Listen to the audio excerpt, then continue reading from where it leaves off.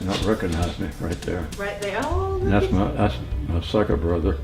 And that's another brother. And that's a brother right there.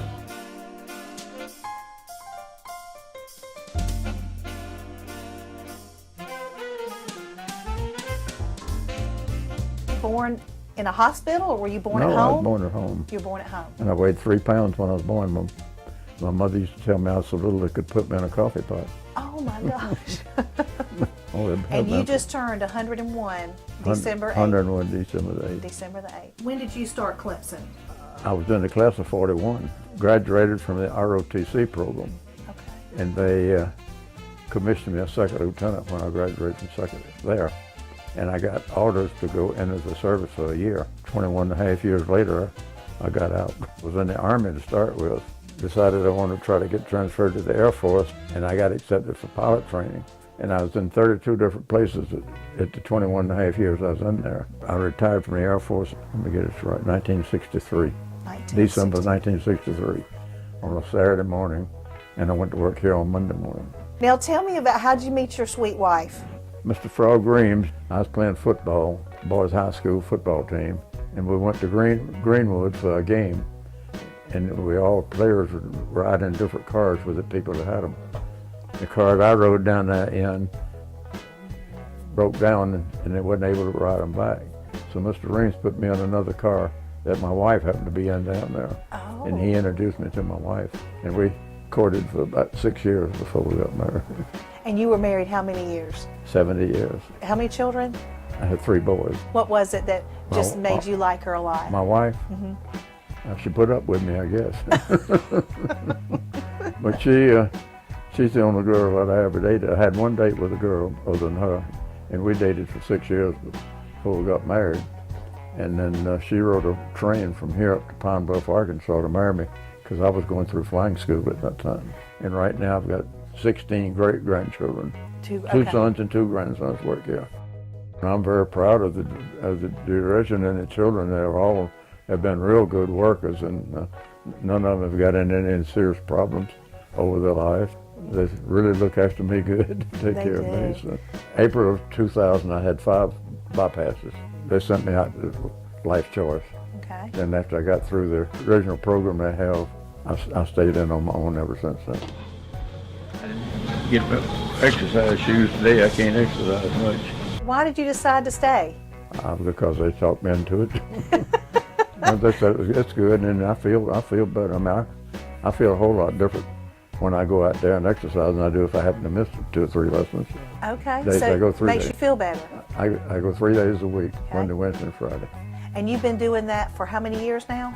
It's 18 and a half. Right. It'll be 19 years the 12th of April next year. Treadmill first. Okay, treadmill, then? Then I usually do the rowing machine. Okay. And then the stationary bicycle. Okay. That's what I usually do. How many now. minutes total do you do?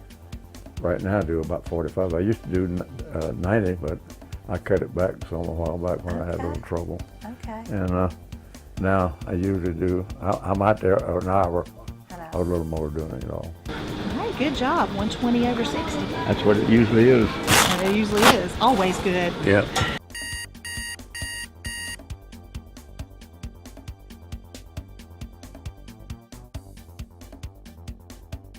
So what time do you get up in the morning?